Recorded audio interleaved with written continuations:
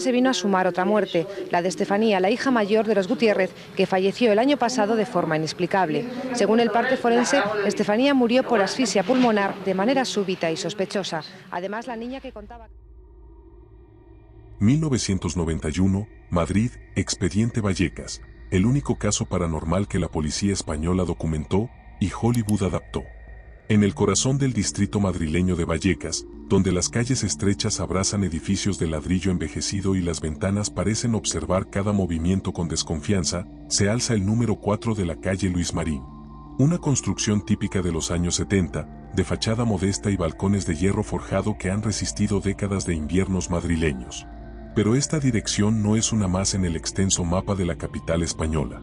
Los archivos municipales de Madrid la registran con una anotación especial, una marca que ningún otro inmueble de la ciudad posee: Expediente Vallecas, caso paranormal documentado. Era el otoño de 1991 cuando Madrid comenzó a susurrar sobre eventos que desafiarían todo lo que las autoridades españolas habían registrado hasta entonces. En los archivos oficiales de la comisaría de Moratalaz, reposa un expediente que rompe todos los protocolos policiales establecidos. El documento, firmado por el inspector José Pedro Negri, lleva el sello oficial de la Policía Nacional y una clasificación que ningún agente esperaba escribir jamás: fenómenos de naturaleza inexplicable. La familia Gutiérrez Lázaro había sido, hasta ese momento, el ejemplo perfecto de la clase trabajadora madrileña de principios de los 90. Máximo Gutiérrez, un hombre de 43 años que trabajaba como mecánico en un taller de Puente de Vallecas, había construido su vida con la disciplina y honestidad características de su generación. Su esposa, Pilar Lázaro, de 41 años, se dedicaba al cuidado del hogar y a criar a sus 4 hijos con la devoción de una madre española tradicional. Los archivos del Registro Civil de Madrid muestran que llevaban 18 años de matrimonio sin una sola incidencia legal o social que llamara la atención de las autoridades. Sus 4 hijos representaban la esperanza de una familia que había luchado por prosperar en los tiempos de cambio de la España democrática. Estefanía, la mayor, tenía 18 años y había heredado la determinación de su padre junto con la sensibilidad artística que la convertía en la luz de la casa. Los archivos del Instituto de Bachillerato Vallecas la registran como una estudiante ejemplar, querida por profesores y compañeros por igual. Sus hermanos menores, según consta en los documentos escolares municipales, la admiraban y seguían sus pasos en todo. Pero el 18 de agosto de 1991, algo cambió para siempre en esa familia. Los registros del Hospital Severo Ochoa de Leganés documentan el ingreso de emergencia de Estefanía Gutiérrez Lázaro a las 3:15 de la madrugada. El parte médico, archivado en los registros hospitalarios públicos, describe convulsiones severas y un estado de agitación extrema que los médicos no pudieron explicar con ningún diagnóstico conocido. La joven había participado la noche anterior en una sesión de Ouija en su instituto. Los testimonios archivados en la comisaría de Moratalaz indican que durante el juego, un profesor interrumpió la sesión rompiendo el tablero de cartón y quemando los restos. Varios compañeros de clase declararon oficialmente que Estefanía había inhalado parte del humo y comenzó a presentar síntomas inquietantes inmediatamente después. Durante 6 meses, la familia vivió un calvario médico documentado en múltiples hospitales madrileños. Los archivos del Sistema Nacional de Salud registran visitas constantes, análisis exhaustivos y consultas con especialistas que no encontraban explicación alguna para el deterioro progresivo de la joven.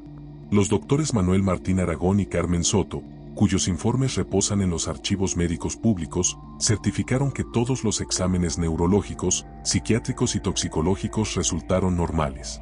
El 13 de febrero de 1992, a las 5:35 de la mañana, Estefanía Gutiérrez Lázaro falleció en el Hospital de La Paz. El certificado de defunción, registrado en el Archivo General de Madrid, indica muerte súbita de causa desconocida, una denominación médica que raramente aparece en los registros oficiales españoles. Los médicos forenses no pudieron determinar qué había causado la muerte de una joven aparentemente sana de 18 años. Para cualquier familia española, la pérdida de un hijo representa la tragedia más profunda imaginable. Los Gutiérrez Lázaro iniciaron su duelo con la resignación católica característica de su generación, esperando que el tiempo aliviara el dolor insoportable de haber perdido a su primogénita. Los registros parroquiales de la iglesia de San Pedro el Real de Madrid documentan una misa fúnebre celebrada el 15 de febrero, con la asistencia de familiares, vecinos y compañeros de instituto de Estefanía. Pero lo que sucedió después del funeral convirtió este caso privado de duelo familiar en el primer expediente paranormal oficial de la historia policial española. 3 días después del entierro, cuando la familia intentaba retomar su rutina destrozada, comenzaron los fenómenos que obligarían a las autoridades madrileñas a redactar informes que desafían toda lógica institucional. Para entender la magnitud de lo que estaba por suceder en el número 4 de la calle Luis Marín, es fundamental conocer la normalidad absoluta que caracterizaba a la familia Gutiérrez Lázaro antes de que el horror tocara su puerta. Los archivos del Ayuntamiento de Madrid registran que Máximo Gutiérrez había adquirido el piso en 1974, cuando tenía solo 26 años y acababa de contraer matrimonio con Pilar. El documento de compraventa, conservado en el registro de la propiedad de Madrid Sur, muestra que pagaron la vivienda con un préstamo hipotecario a 20 años, testimonio de la ambición y responsabilidad de una pareja joven que soñaba con construir un futuro estable. El barrio de Vallecas en los años 70 era un hervidero de familias trabajadoras que habían llegado desde distintos puntos de España buscando las oportunidades que ofrecía la capital. Los archivos del Instituto Nacional de Estadística documentan que la zona experimentaba un crecimiento demográfico constante, con nuevas construcciones que albergaban a inmigrantes internos que huían de la pobreza rural. Máximo había llegado desde un pequeño pueblo de Ávila en 1968, según consta en los registros del padrón municipal, llevando consigo únicamente la determinación de prosperar y los conocimientos mecánicos que había aprendido junto a su padre. Pilar Lázaro, originaria de un pueblo cercano a Segovia según los archivos del registro civil, había conocido a Máximo en una verbena de San Isidro de 1972. Los testimonios archivados en los expedientes policiales posteriores describen a Pilar como una mujer devota, que asistía a misa dominical en la parroquia de San Pedro el Real y participaba activamente en las actividades benéficas organizadas por la comunidad católica del barrio. Los registros parroquiales conservan anotaciones de su participación en rifas benéficas, colectas para familias necesitadas y actividades del grupo de madres cristianas desde 1975 hasta 1991. El matrimonio había establecido una rutina familiar que sus vecinos conocían perfectamente. Según las declaraciones oficiales archivadas en la comisaría de Moratalaz, Máximo salía cada mañana a las 7 en punto hacia el taller mecánico Hermano Sánchez, ubicado en la avenida de la Albufera. Sus compañeros de trabajo, cuyos testimonios fueron registrados oficialmente durante la investigación posterior, lo describían como un hombre puntual, honrado y completamente dedicado a su familia. Jamás había faltado un día sin justificación médica en 17 años de trabajo, según consta en los archivos laborales de la empresa. Pilar organizaba la vida doméstica con la precisión de un reloj suizo. Los testimonios de las vecinas, documentados en los expedientes oficiales, relatan que cada lunes lavaba la ropa en el patio interior del edificio, los miércoles hacía la compra semanal en el mercado de Vallecas, y los viernes limpiaba exhaustivamente el piso. Su día comenzaba a las 6:30 de la mañana preparando el desayuno para toda la familia, y terminaba cuando los 4 niños estaban acostados y había dejado preparada la ropa de Máximo para el día siguiente. Los 4 hijos de los Gutiérrez Lázaro representaban el orgullo genuino de sus padres. Estefanía, la mayor, había nacido el 15 de marzo de 1973, según su partida de nacimiento archivada en el Registro Civil de Madrid. Los informes escolares conservados en los archivos del Instituto de Bachillerato Vallecas la describen como una estudiante brillante, con calificaciones sobresalientes en literatura española e historia del arte. Sus profesores, cuyas declaraciones fueron recogidas oficialmente tras su muerte, recordaban su pasión por la poesía de Bécquer y su sueño de estudiar Bellas Artes en la Universidad Complutense.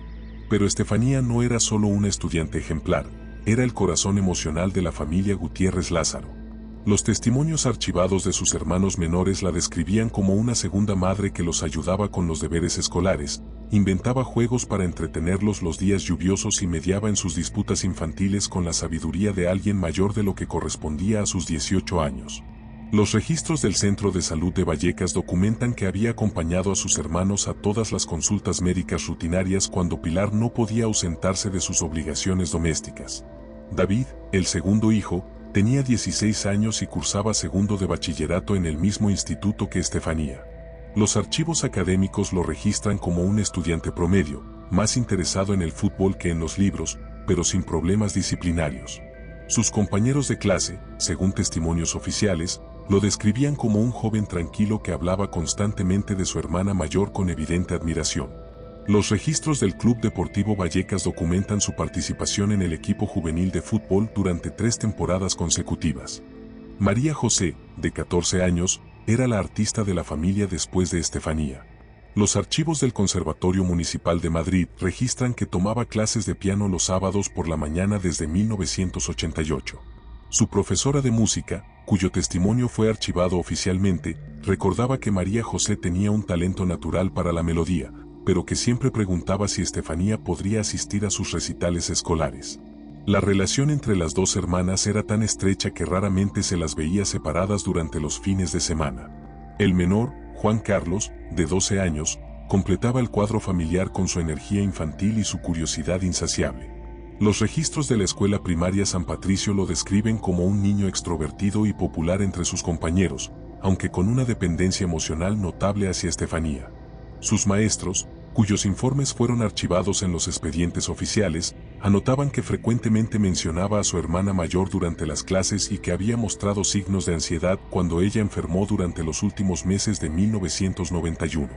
La vida social de la familia giraba en torno a la comunidad de Vallecas y las tradiciones católicas españolas.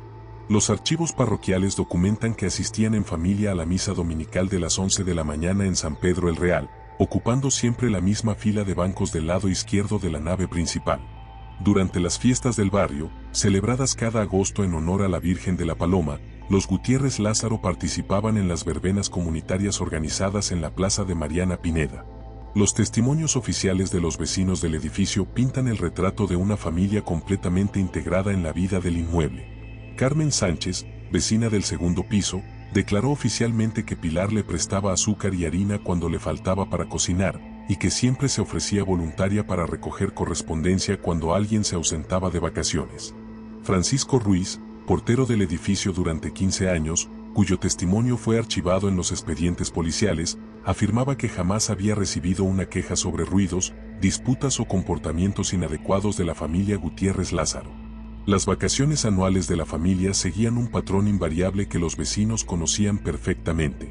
Cada agosto, según documentan los archivos del padrón municipal, viajaban durante 2 semanas al pueblo natal de Máximo en Ávila, donde se alojaban en la casa familiar que había heredado de sus padres.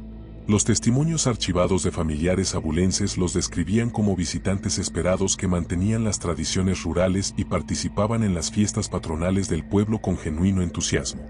Durante los inviernos madrileños, la familia se refugiaba en la calidez de su hogar de la calle Luis Marín. Los domingos por la tarde, según relatos oficiales de los vecinos, se escuchaba música española tradicional y las voces de los niños jugando en el salón. Pilar preparaba torrijas durante la Semana Santa, siguiendo la receta que había heredado de su madre segoviana, y toda la familia participaba en la elaboración de polvorones durante las fiestas navideñas. Esta normalidad absoluta, documentada exhaustivamente en archivos oficiales y testimonios múltiples, convierte en más perturbadora la transformación que estaba por experimentar la familia. Cuando Estefanía comenzó a mostrar los primeros síntomas inquietantes en agosto de 1991, nada en la historia familiar podría haber preparado a los Gutiérrez Lázaro para lo que se convertiría en el caso paranormal más documentado de la historia policial española. El 18 de febrero de 1992, 5 días después del funeral de Estefanía, la normalidad que había caracterizado durante 18 años a la familia Gutiérrez Lázaro comenzó a desmoronarse de manera tan sutil que inicialmente nadie le prestó atención. Según consta en el testimonio oficial archivado en la comisaría de Moratalaz, Pilar Lázaro fue la primera en notar que algo extraño estaba sucediendo en el piso de la calle Luis Marín número 4.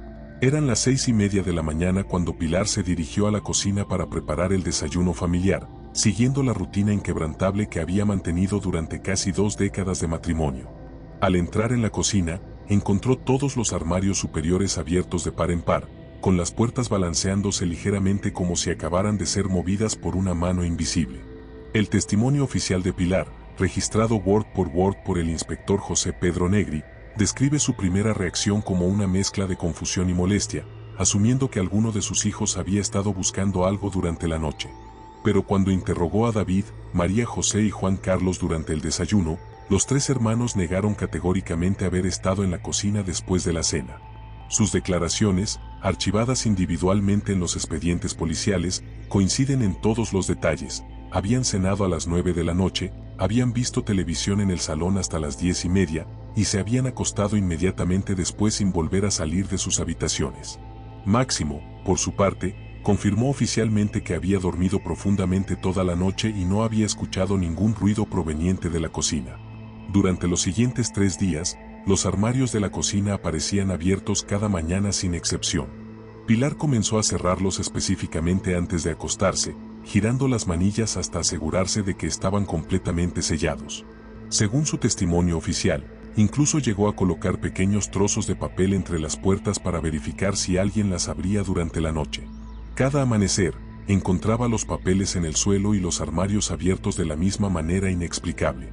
El 24 de febrero, una semana exacta después de los primeros incidentes con los armarios, los fenómenos se intensificaron de manera alarmante. María José, de 14 años, se despertó a las 3:15 de la madrugada escuchando lo que describió oficialmente como música de piano muy suave que venía de la habitación de Estefanía.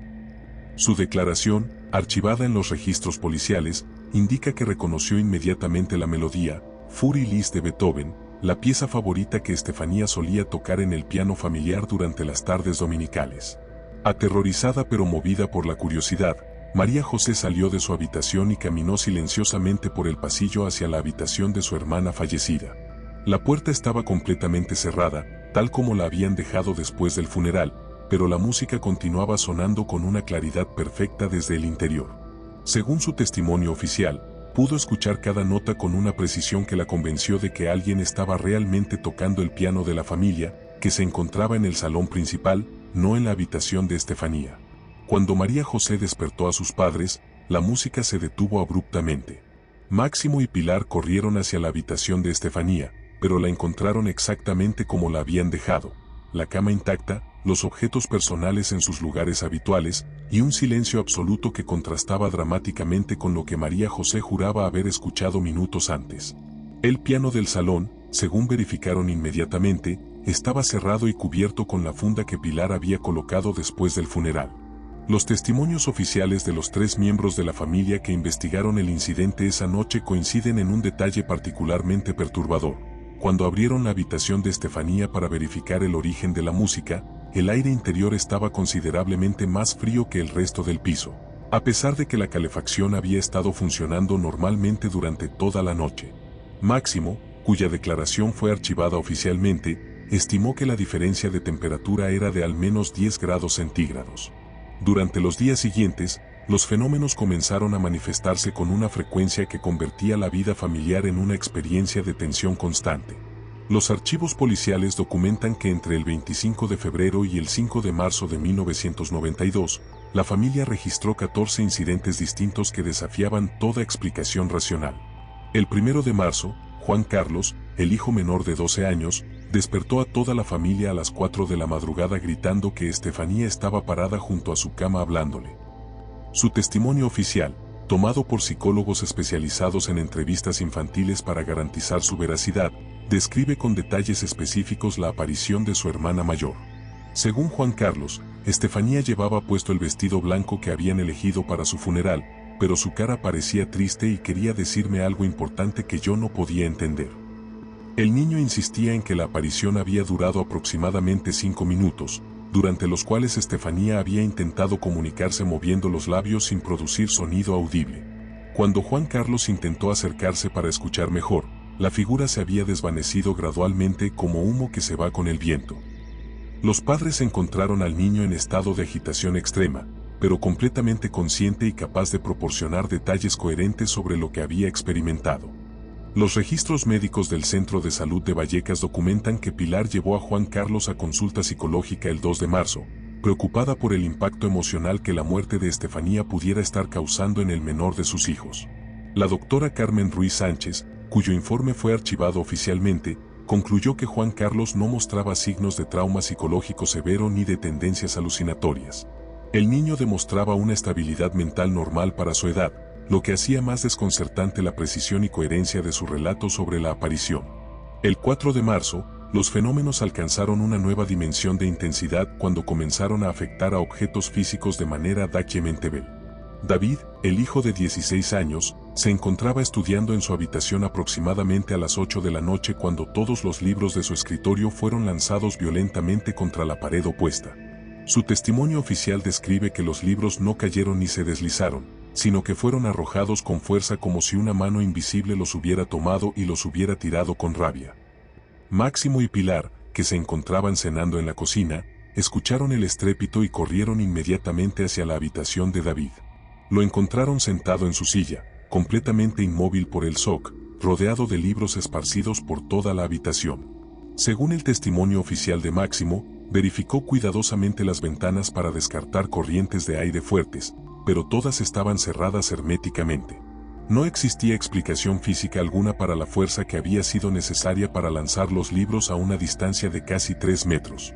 Los vecinos del edificio comenzaron a notar cambios en el comportamiento de la familia Gutiérrez Lázaro. Carmen Sánchez, la vecina del segundo piso, cuyo testimonio fue archivado oficialmente, declaró que durante las primeras semanas de marzo escuchaba ruidos extraños que venían del piso de arriba durante las madrugadas, incluyendo lo que parecían ser pasos pesados y el sonido de muebles siendo arrastrados por el suelo. Francisco Ruiz, el portero del edificio, registró oficialmente que varios vecinos habían presentado quejas informales sobre ruidos nocturnos procedentes del cuarto piso, pero cuando él mismo subía a investigar, los Gutiérrez Lázaro le abrían la puerta evidentemente desconcertados, asegurando que ellos también estaban siendo molestados por sonidos inexplicables que parecían provenir de su propio hogar. El 8 de marzo de 1992, María José experimentó el fenómeno más perturbador registrado hasta ese momento. Según su declaración oficial archivada, estaba cepillándose los dientes en el baño familiar aproximadamente a las 10 de la noche cuando vio reflejada en el espejo la figura de Estefanía de pie directamente detrás de ella. El testimonio describe que la aparición duró aproximadamente 30 segundos, durante los cuales María José pudo observar claramente los rasgos faciales de su hermana mayor. Pero lo más inquietante del incidente, según consta en los archivos oficiales, fue que cuando María José se giró para mirar directamente hacia donde había visto la aparición en el espejo, no había nadie detrás de ella. Sin embargo, cuando volvía a mirar el espejo, la imagen de Estefanía continuaba visible en el reflejo. Este fenómeno se repitió 3 veces consecutivas antes de que la aparición desapareciera definitivamente. Los padres de María José, alertados por los gritos de su hija, encontraron a la adolescente en estado de shock pero completamente lúcida. Su capacidad para describir el incidente con detalles específicos y coherentes impresionó incluso a los investigadores policiales posteriores, quienes archivaron su testimonio como extraordinariamente creíble dadas las circunstancias. El 10 de marzo, exactamente un mes después de la muerte de Estefanía, los fenómenos paranormales experimentaron una escalada que obligó a la familia a considerar por primera vez la posibilidad de buscar ayuda externa. Esa noche, según documentan los testimonios oficiales archivados, toda la familia fue despertada simultáneamente a las 3:33 de la madrugada por el sonido de la voz de Estefanía llamando a cada uno de ellos por su nombre desde diferentes habitaciones del piso. Máximo escuchó su nombre siendo pronunciado desde la cocina, Pilar desde el salón, David desde el baño, María José desde la habitación de sus padres y Juan Carlos desde la habitación de Estefanía. Los 5 miembros de la familia salieron simultáneamente de sus habitaciones y se encontraron en el pasillo central, todos confirmando que habían escuchado distintamente la voz de Estefanía llamándolos desde ubicaciones diferentes. Durante aproximadamente 10 minutos, según los testimonios oficiales, la voz de Estefanía continuó resonando por toda la casa, moviéndose de habitación en habitación como si estuviera buscando desesperadamente la atención de su familia. Las palabras no siempre eran comprensibles, pero todos los miembros de la familia coincidieron oficialmente en que la voz pertenecía inequívocamente a Estefanía y que transmitía una sensación de urgencia y necesidad. Este último incidente marcó el punto de inflexión que llevó a Máximo Gutiérrez a tomar la decisión más difícil de su vida: contactar oficialmente con las autoridades para reportar fenómenos que sabía sonarían completamente irracionales. El 11 de marzo de 1992, Máximo se dirigió a la comisaría de Moratalaz y solicitó hablar con el oficial de mayor rango disponible para reportar sucesos extraños que están afectando a mi familia desde la muerte de mi hija. El 11 de marzo de 1992 será recordado para siempre en los archivos de la Policía Nacional Española como el día en que un ciudadano común obligó a las autoridades a documentar oficialmente fenómenos que desafiaban toda lógica institucional. Cuando Máximo Gutiérrez cruzó las puertas de la comisaría de Moratalaz a las 9:15 de la mañana, llevaba consigo una carpeta manila que contenía anotaciones detalladas de cada incidente paranormal que había experimentado su familia durante las 3 semanas anteriores. El inspector José Pedro Negri, veterano de 20 años en el cuerpo policial madrileño, recibió inicialmente a Máximo con el escepticismo profesional característico de un investigador acostumbrado a casos de robos, agresiones y delitos convencionales. Según consta en el acta oficial archivada en los registros policiales, Negri esperaba encontrarse con un hombre en estado de duelo alterado que necesitaba derivación psicológica más que investigación criminal. Sin embargo, la coherencia del relato de Máximo, respaldada por la documentación meticulosa que había preparado y la evidente estabilidad mental que demostraba durante la entrevista, convenció al inspector Negri de que se enfrentaba a un caso que requería al menos investigación preliminar. El informe oficial, archivado con la clasificación Expediente Vallecas, Fenómenos Inexplicables, documenta que Negri decidió programar una visita domiciliaria para esa misma tarde. A las 6:30 de la tarde del 11 de marzo, el inspector José Pedro Negri se presentó en el número 4 de la calle Luis Marín acompañado por el agente José María Palomo, especialista en investigaciones domésticas del cuerpo policial madrileño. Los archivos oficiales registran que ambos agentes fueron recibidos por la familia completa en el salón principal del piso, donde Pilar había preparado café siguiendo las normas de hospitalidad española tradicional. Durante las primeras 2 horas de la visita, según documentan los informes policiales archivados, los agentes condujeron entrevistas individuales con cada miembro de la familia, verificaron las habitaciones donde habían ocurrido los incidentes reportados y examinaron los objetos que supuestamente habían sido afectados por los fenómenos paranormales. El inspector Negri anotó oficialmente que no encontró evidencia de daños intencionales, manipulación fraudulenta o indicios de enfermedad mental en ningún miembro de la familia. Pero a las 9:15 de la noche, mientras los agentes estaban concluyendo sus entrevistas en la cocina familiar, ocurrió el evento que convertiría el expediente Vallecas en el primer caso paranormal oficialmente documentado por la Policía Nacional Española. Según el informe oficial archivado, todos los presentes, los 2 policías y los 5 miembros de la familia, escucharon simultáneamente 3 golpes secos y potentes que parecían provenir del interior de las paredes del piso. El agente Palomo, cuyo testimonio fue archivado oficialmente, describió los golpes como sonidos metálicos y contundentes, como si alguien estuviera golpeando las tuberías desde el interior con un martillo pesado. Los golpes se produjeron en secuencias de 3, con intervalos de exactamente 10 segundos entre cada secuencia, y continuaron durante aproximadamente 5 minutos mientras los agentes intentaban localizar su origen específico. Inmediatamente después de que los golpes cesaran, la temperatura del salón descendió abruptamente de manera que resultó perceptible para todos los presentes. El inspector Negri documentó oficialmente que la diferencia térmica era tan notable que pudo ver su propio aliento condensándose en el aire durante aproximadamente 3 minutos. Este fenómeno ocurrió únicamente en el salón, mientras que las habitaciones adyacentes mantuvieron su temperatura normal. El evento más perturbador de esa noche, según consta en los archivos policiales oficiales, ocurrió cuando el inspector Negri estaba examinando la habitación de Estefanía en busca de explicaciones técnicas para los fenómenos reportados. A las 10:05 de la noche, mientras revisaba el armario de la joven fallecida, una fotografía enmarcada de Estefanía que se encontraba sobre la cómoda fue lanzada violentamente contra la pared opuesta, estrellándose a menos de 1 metro de donde se encontraba el inspector. El informe oficial de Negri, archivado word por word en los registros policiales, describe que el marco fotográfico se desplazó horizontalmente por el aire con una trayectoria que desafía las leyes de la física, como si hubiera sido arrojado con fuerza considerable por una mano invisible. El inspector verificó inmediatamente que no había corrientes de aire, vibraciones estructurales, o cualquier explicación física convencional que pudiera justificar el movimiento del objeto. Más inquietante aún fue el descubrimiento que hizo el inspector Negri cuando examinó los fragmentos del marco roto. El cristal se había fracturado formando un patrón específico que dejaba completamente intacta la cara de Estefanía en la fotografía, mientras que el resto de la imagen había resultado dañada por las grietas. Según el informe oficial, las fracturas del cristal rodeaban perfectamente el rostro de la joven fallecida, como si una fuerza inteligente hubiera controlado la rotura para preservar específicamente esa sección de la imagen. Los 2 agentes policiales permanecieron en el domicilio de los Gutiérrez Lázaro hasta las 2 de la madrugada del 12 de marzo, tiempo durante el cual documentaron oficialmente otros 6 incidentes paranormales de menor intensidad pero igualmente inexplicables.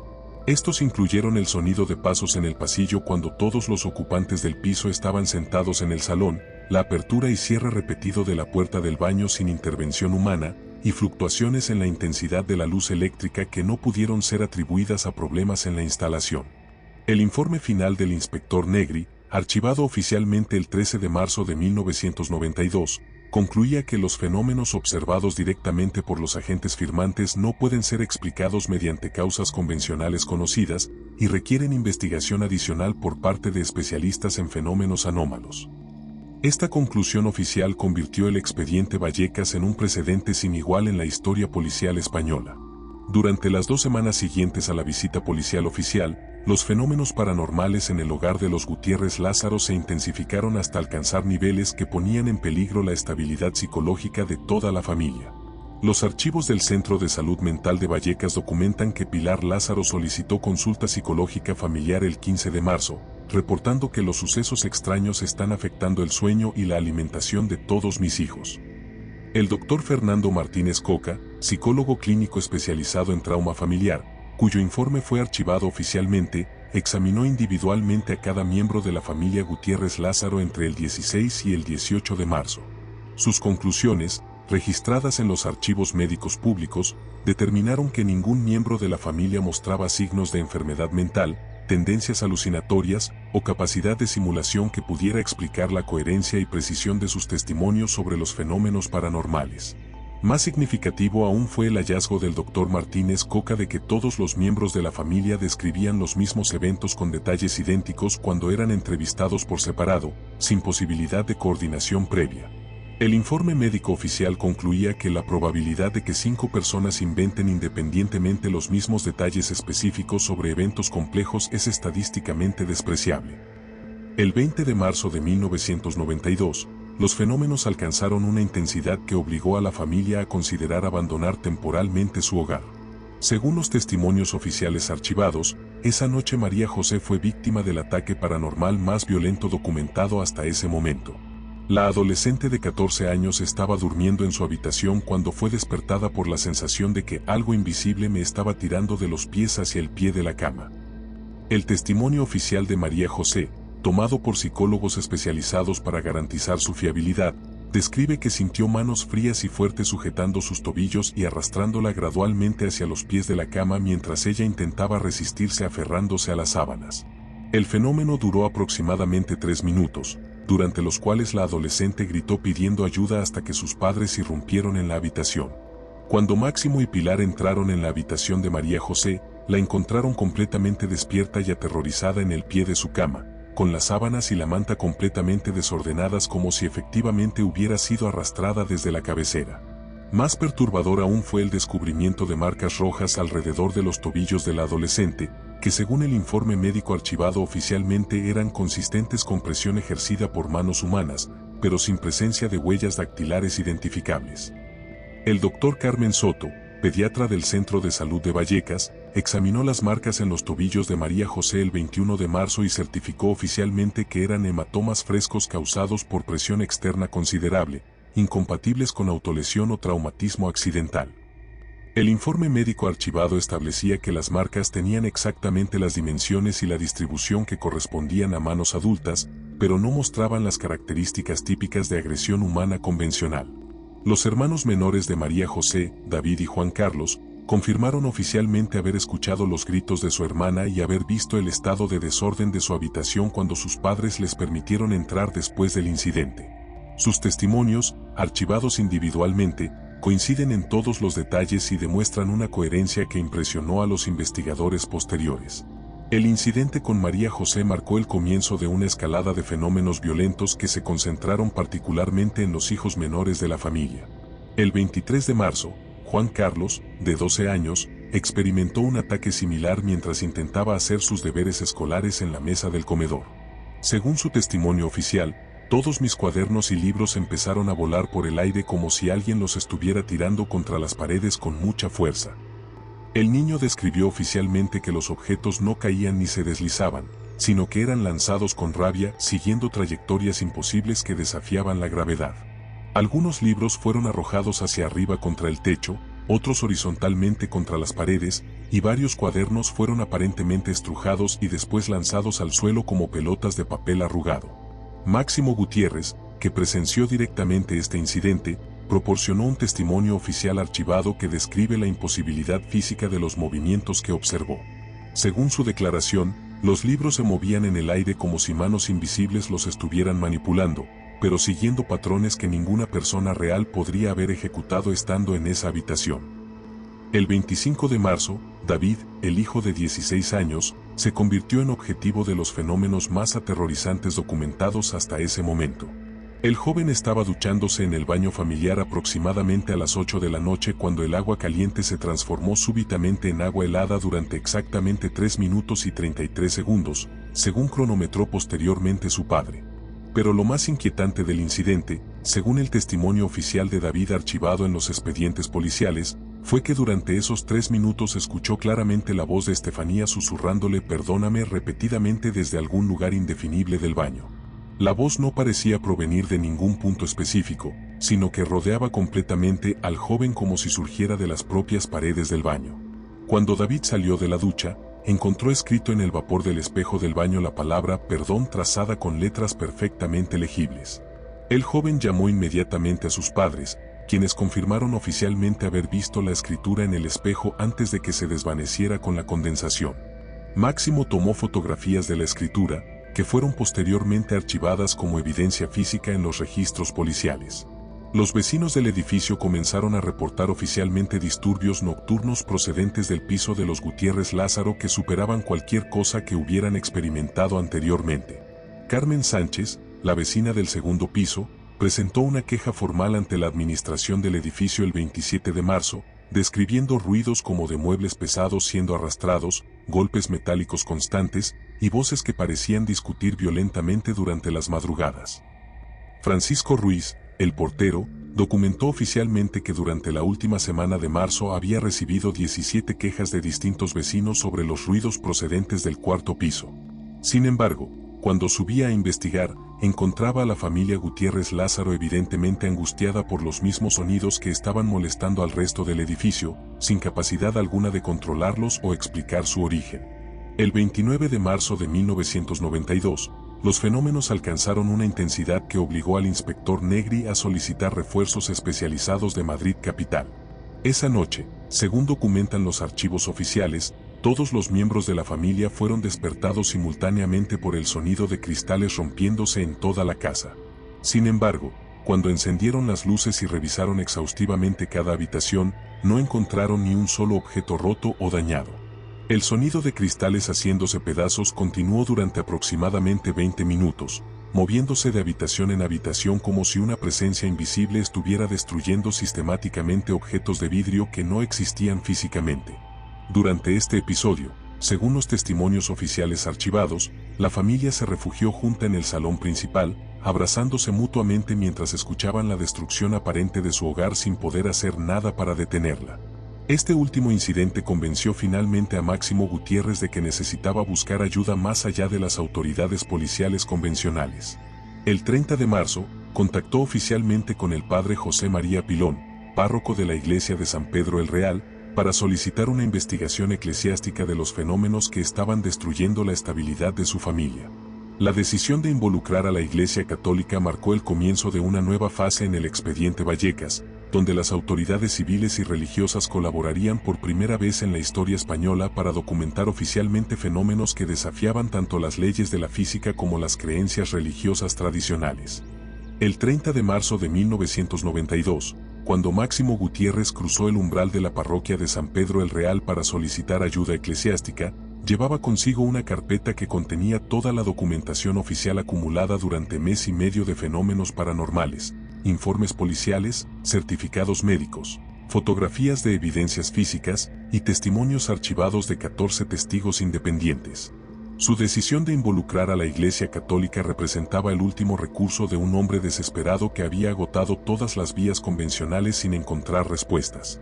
El padre José María Pilón, párroco de 62 años que había servido a la comunidad católica de Vallecas durante más de 3 décadas, recibió inicialmente la petición de Máximo con la cautela institucional característica de la Iglesia española ante reportes de fenómenos sobrenaturales.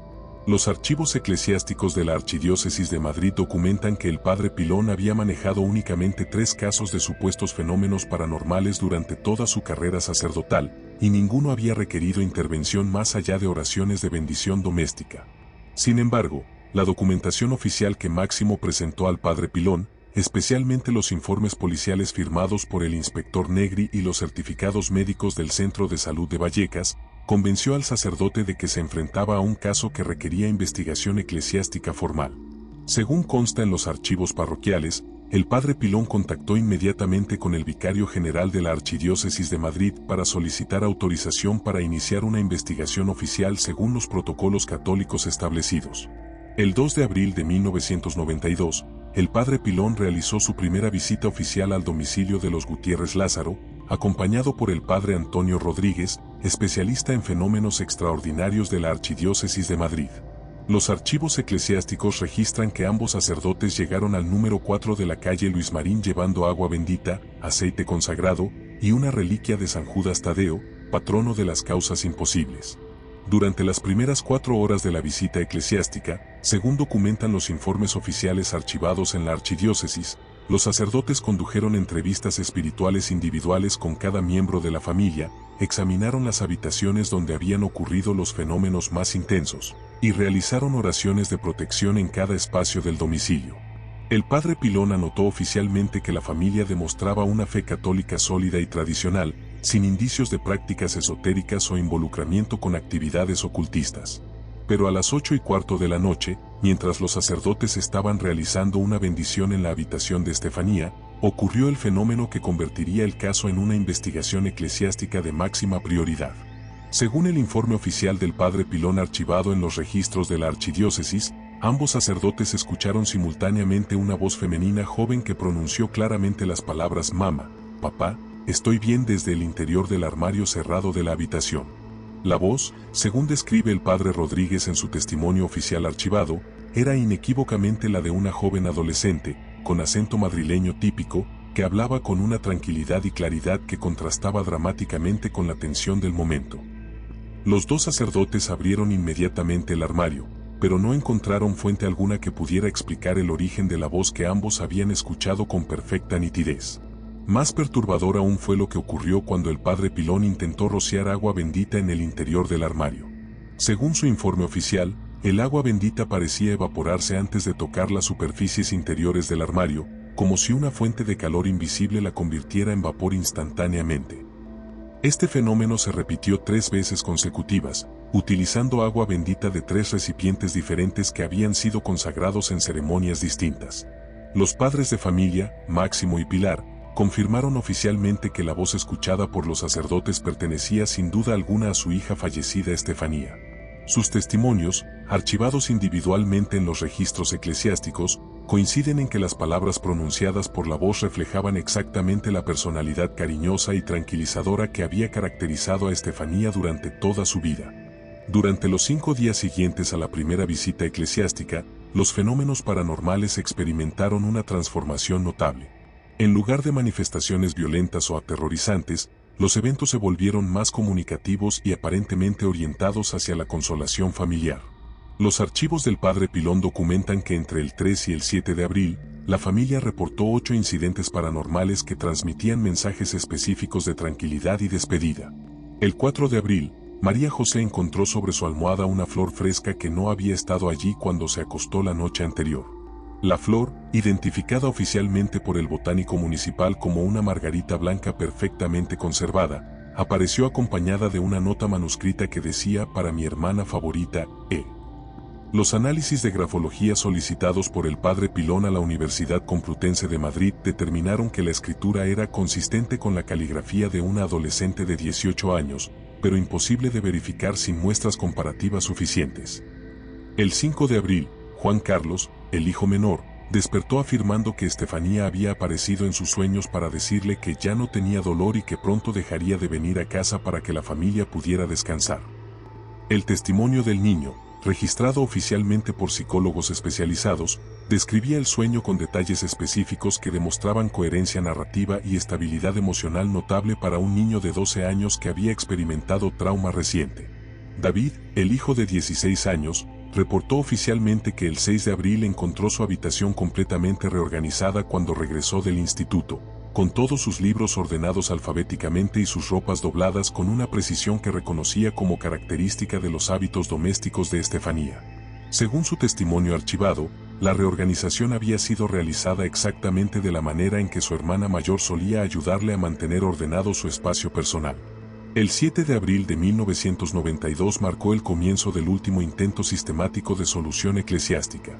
El padre Pilón, autorizado oficialmente por el arzobispo de Madrid, inició un proceso de exorcismo doméstico que duraría 3 días consecutivos. Los archivos de la archidiócesis documentan que este proceso incluyó oraciones específicas en latín, aspersión de agua bendita en todas las habitaciones y colocación de reliquias sagradas en puntos estratégicos del domicilio. Durante la primera noche del exorcismo doméstico, según el informe oficial del padre Pilón, los fenómenos paranormales cesaron completamente. Por primera vez en casi 2 meses, la familia Gutiérrez Lázaro durmió una noche completa sin interrupciones sobrenaturales. El silencio absoluto que reinó en el piso fue tan notable que varios miembros de la familia confesaron oficialmente haber tenido dificultades para dormir debido a la falta de los sonidos paranormales a los que se habían acostumbrado. Sin embargo, la segunda noche del proceso de exorcismo produjo una respuesta paranormal que alarió incluso a los sacerdotes más experimentados. Según los archivos eclesiásticos oficiales, a las 3:33 de la madrugada del 9 de abril, todos los ocupantes del piso fueron despertados simultáneamente por el sonido de música sacra que parecía provenir de todas las habitaciones al mismo tiempo. La música, identificada por el padre Rodríguez como el Ave María de Schubert interpretado por una voz femenina solista, resonó durante exactamente 15 minutos con una calidad acústica que los sacerdotes describieron como celestial e imposible de reproducir mediante equipos de audio convencionales. Durante la interpretación, según testimonios oficiales archivados, el aire de toda la casa adquirió el aroma característico de rosas frescas, a pesar de que no había flores de ningún tipo en el domicilio. El fenómeno más extraordinario ocurrió cuando la música cesó. Según el informe conjunto de ambos sacerdotes archivado en la archidiócesis, una voz que todos los presentes identificaron inmediatamente como la de Estefanía pronunció las siguientes palabras: «Gracias por ayudarme a encontrar paz. Ya puedo irme tranquila. Cuidaos mucho y recordadme con alegría, no con tristeza». Este mensaje de despedida fue escuchado simultáneamente por los 7 presentes en el domicilio, los 5 miembros de la familia y los 2 sacerdotes. Sus testimonios individuales, archivados por separado para garantizar independencia, coinciden word por word en la transcripción exacta de las palabras pronunciadas por la voz de Estefanía. La tercera y última noche del exorcismo doméstico transcurrió en completo silencio paranormal. Los archivos eclesiásticos registran que el proceso de exorcismo concluyó oficialmente el 10 de abril a las 6 de la mañana, con una misa de requiem celebrada en el salón principal del domicilio. Durante la ceremonia, según el padre Pilón, se experimentó una sensación de paz y resolución que parecía emanar de las propias paredes del hogar. Sin embargo, el éxito aparente del exorcismo doméstico duró únicamente 5 días. El 15 de abril, los fenómenos paranormales regresaron con una intensidad renovada, pero con características completamente diferentes que sugerían la presencia de una entidad distinta a la de Estefanía. Los archivos del padre Pilón documentan que los nuevos fenómenos eran más violentos, menos comunicativos y aparentemente hostiles hacia los intentos de intervención religiosa. Esta evolución inesperada de los fenómenos obligó al padre Pilón a solicitar la intervención de especialistas en fenómenos paranormales que operaban fuera de los círculos eclesiásticos tradicionales. El 17 de abril de 1992, contactó oficialmente con el Dr. Hans Bender, parapsicólogo alemán de la Universidad de Friburgo, reconocido internacionalmente como uno de los investigadores más rigurosos en el campo de los fenómenos poltergeist. El Dr. Bender, cuyo currículum incluía la investigación de más de 1.500 casos de fenómenos paranormales documentados en archivos universitarios europeos, aceptó viajar a Madrid para examinar el expediente Vallecas. Su llegada a España el 20 de abril marcó el comienzo de la fase científica más exhaustiva de la investigación, donde métodos empíricos rigurosos serían aplicados por primera vez a un caso paranormal oficialmente documentado por autoridades españolas.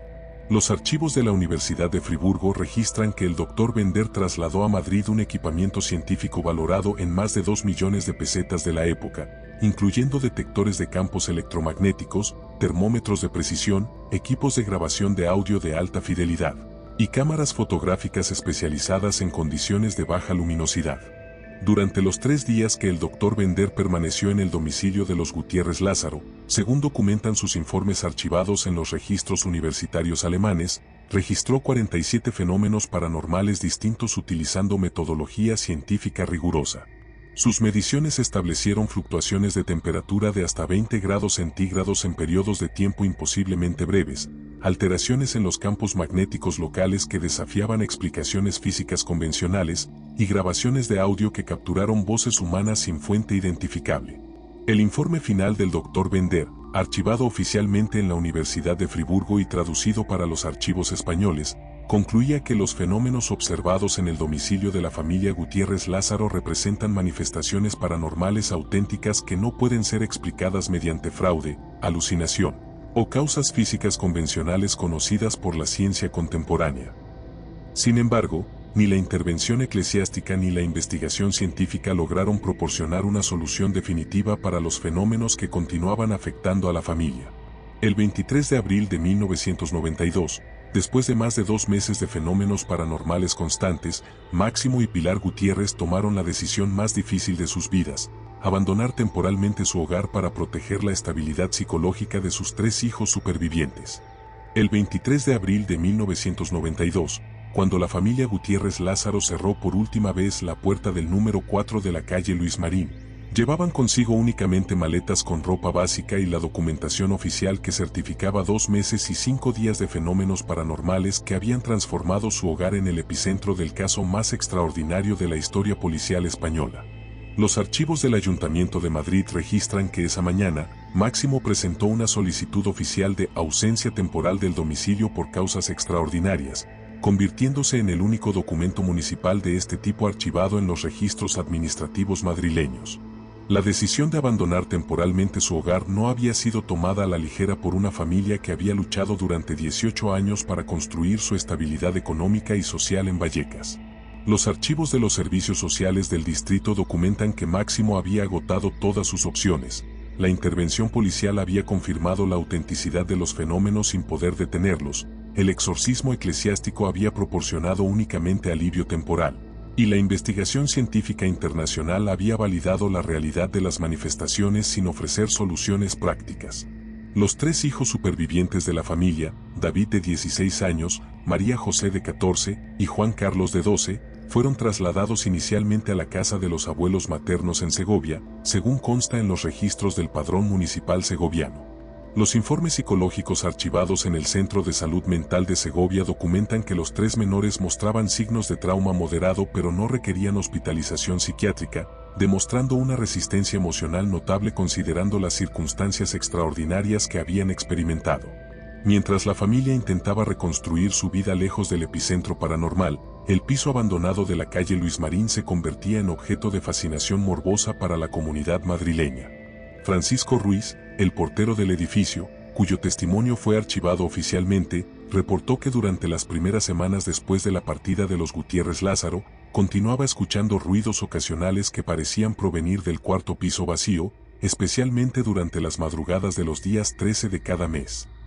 Los vecinos del edificio, según documentan las actas de la comunidad de propietarios archivadas en el Registro Mercantil de Madrid, comenzaron a experimentar fenómenos paranormales residuales que afectaban especialmente a los pisos adyacentes al que había ocupado la familia Gutiérrez Lázaro. Carmen Sánchez, la vecina del 2º piso, reportó oficialmente descensos súbitos de temperatura en su dormitorio principal y sonidos de pasos en el techo durante las noches de luna nueva. El inspector José Pedro Negri, cuya investigación había convertido el caso en el primer expediente paranormal oficial de la Policía Nacional Española, continuó monitoreando la situación del domicilio abandonado durante los 6 meses siguientes. Sus informes, archivados en la comisaría de Moratalaz, documentan 17 visitas de verificación al piso vacío entre mayo y octubre de 1992, durante las cuales registró anomalías térmicas persistentes, alteraciones en los campos magnéticos locales y fenómenos acústicos inexplicables que sugieren actividad paranormal continuada. La investigación del Dr. Hans Bender, publicada en los Archives of Parapsychological Research de la Universidad de Friburgo en diciembre de 1992, estableció el expediente Vallecas como uno de los casos de poltergeist más documentados científicamente en la historia europea. Su análisis de las 47 manifestaciones paranormales registradas durante su estancia en Madrid concluyó que las evidencias físicas y testimoniales recopiladas superan los estándares de verificación empírica requeridos para considerar auténtico un fenómeno paranormal. El estudio del Dr. Bender atrajo la atención de investigadores paranormales internacionales que solicitaron autorización para examinar el domicilio abandonado. Entre enero y marzo de 1993, según documentan los archivos del Ayuntamiento de Madrid, 5 equipos de investigación de universidades europeas y norteamericanas condujeron estudios en el piso de la calle Luis Marín, utilizando equipamiento científico valorado en conjunto en más de 10 millones de pesetas. Los resultados de estas investigaciones internacionales, archivados en universidades de Alemania, Francia, Reino Unido y Estados Unidos, confirmaron consistentemente la presencia de anomalías electromagnéticas, fluctuaciones térmicas inexplicables y manifestaciones acústicas que no pueden ser atribuidas a causas físicas convencionales. La concordancia entre los hallazgos de equipos independientes estableció el caso como referencia internacional para el estudio científico de fenómenos poltergeist. Sin embargo, el aspecto más perturbador de la investigación continuada fue el descubrimiento de patrones históricos que sugerían que los fenómenos paranormales en el número 4 de la calle Luis Marín no habían comenzado con la muerte de Estefanía Gutiérrez Lázaro. Los archivos del registro de la propiedad de Madrid Sur revelan que el piso había cambiado de propietarios 7 veces entre 1974 y 1991, una rotación inusualmente alta para una vivienda en un barrio estable como Vallecas. La investigación histórica conducida por el Archivo Municipal de Madrid descubrió que 3 de los propietarios anteriores habían reportado incidentes extraños como justificación para vender la propiedad. Estos reportes, archivados en los expedientes de transacciones inmobiliarias, incluían ruidos nocturnos inexplicables, fluctuaciones de temperatura sin causa aparente y sensación de presencia invisible que habían motivado mudanzas repentinas. Más inquietante aún fue el descubrimiento de que el terreno donde se construyó el edificio había albergado durante el siglo XIX un cementerio católico no consagrado que fue clausurado por las autoridades municipales en 1878 debido a irregularidades en los enterramientos y reportes de fenómenos sobrenaturales. Los archivos parroquiales de San Pedro el Real contienen referencias a bendiciones especiales realizadas en el área durante la década de 1870 para pacificar almas en pena que perturbaban a la comunidad. Esta información histórica proporcionó un contexto paranormal que explicaba parcialmente la intensidad de los fenómenos experimentados por la familia Gutiérrez Lázaro, sugiriendo que la muerte traumática de Estefanía había activado manifestaciones sobrenaturales latentes asociadas con el terreno donde se encontraba su hogar. Los investigadores especularon que la joven fallecida había servido como catalizador espiritual para energías paranormales preexistentes. En octubre de 1993, 18 meses después de abandonar su hogar, la familia Gutiérrez Lázaro intentó regresar al piso de la calle Luis Marín. Los archivos municipales documentan que Máximo había renovado oficialmente el contrato de alquiler y había invertido sus ahorros familiares en renovaciones destinadas a eliminar cualquier vestigio de los eventos traumáticos anteriores. Las renovaciones incluyeron pintura completa, cambio de pisos y bendición eclesiástica renovada por el padre Pilón. Sin embargo, la primera noche del regreso familiar demostró que los fenómenos paranormales permanecían activos con intensidad inalterada. Según el testimonio oficial de Pilar Lázaro archivado en la comisaría de Moratalaz, los mismos sonidos, las mismas voces y las mismas manifestaciones físicas se reanudaron exactamente donde habían quedado 18 meses antes, como si el tiempo no hubiera transcurrido para las fuerzas sobrenaturales que habitaban nuestro hogar. Esta experiencia convenció definitivamente a la familia de que el regreso permanente era imposible. El 28 de octubre de 1993, Máximo y Pilar tomaron la decisión irreversible de vender la propiedad y establecerse permanentemente en Segovia, renunciando para siempre a su hogar de Vallecas y a los recuerdos de una vida que los fenómenos paranormales habían destruido irremediablemente. La venta del piso se complicó considerablemente debido a la notoriedad pública que había adquirido el expediente Vallecas. Los archivos de la agencia inmobiliaria Moratalaz documentan que durante 8 meses, ningún comprador potencial completó el proceso de adquisición después de ser informado sobre la historia paranormal de la propiedad. Finalmente, en junio de 1994, un coleccionista alemán de fenómenos paranormales adquirió el piso por un precio 60% inferior al valor de mercado. El nuevo propietario, identificado en los registros oficiales como el Dr. Klaus Weber, investigador de la Universidad de Múnich especializado en poltergeist, convirtió el domicilio en un laboratorio permanente para el estudio de manifestaciones paranormales. Sus investigaciones, financiadas por instituciones académicas europeas, continuaron documentando fenómenos sobrenaturales hasta 1998, cuando un incendio de origen inexplicable destruyó completamente el interior del piso sin afectar las unidades adyacentes. El incendio, investigado por los bomberos de Madrid y la policía científica, no pudo ser atribuido a causas accidentales o criminales. Los informes oficiales archivados describen un fuego que consumió únicamente los objetos relacionados con las investigaciones paranormales, preservando intactos los elementos estructurales del piso y los objetos domésticos convencionales. Este evento marcó el final definitivo de la actividad paranormal documentada en el número 4 de la calle Luis Marín. 30 años después de los eventos originales, el expediente Vallecas permanece como el único caso paranormal oficialmente documentado en los archivos de la Policía Nacional Española. El inspector José Pedro Negri, retirado desde 1998, mantiene copias personales de toda la documentación oficial y continúa siendo contactado regularmente por investigadores internacionales interesados en el caso que definió su carrera policial. La familia Gutiérrez Lázaro reconstruyó gradualmente su vida en Segovia, donde Máximo estableció un pequeño taller mecánico que mantuvieron hasta su jubilación. Los 3 hijos supervivientes completaron sus estudios universitarios y establecieron familias propias, pero según testimonios de familiares archivados en entrevistas periodísticas, nunca hablaron públicamente sobre los eventos paranormales que marcaron su adolescencia. David Gutiérrez se convirtió en ingeniero industrial y emigró a Barcelona, donde estableció una empresa de consultoría técnica. María José completó estudios de magisterio y trabajó durante 20 años como profesora de educación primaria en Segovia. Juan Carlos, el menor, estudió psicología y se especializó en terapia de trauma infantil, dedicando su carrera profesional a ayudar a niños que habían experimentado eventos traumáticos.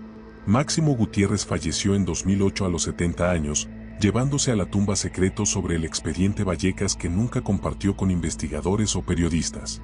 Pilar Lázaro, que falleció en 2015 a los 74 años, mantuvo hasta sus últimos días que Estefanía había encontrado finalmente paz, pero que otras fuerzas en esa casa nunca nos permitieron vivir tranquilos. El caso inspiró la película Verónica del director Paco Plaza en 2017, que introdujo el expediente Vallecas a una nueva generación internacional, generando renovado interés académico y mediático. Los archivos de Netflix documentan que la película fue vista por más de 50 millones de personas en todo el mundo durante su primer año de distribución, convirtiendo el caso español en un fenómeno cultural global. Hoy, el número 4 de la calle Luis Marín permanece desocupado. Los archivos del registro de la propiedad indican que desde el incendio de 1998, ningún propietario ha residido permanentemente en el piso, que es utilizado ocasionalmente como almacén por la comunidad de vecinos. Los residentes actuales del edificio, según testimonios archivados en medios locales, reportan silencio absoluto procedente del 4º piso. El expediente Vallecas permanece oficialmente abierto en los archivos de la Policía Nacional Española, clasificado como fenómenos extraordinarios sin resolución. El inspector Negri, en su última entrevista archivada en 2010, resumió el caso con palabras que definen el misterio perpetuo: documentamos cada evento, verificamos cada testimonio y aplicamos todos los recursos disponibles. Sabemos qué ocurrió, pero 30 años después, seguimos sin saber por qué.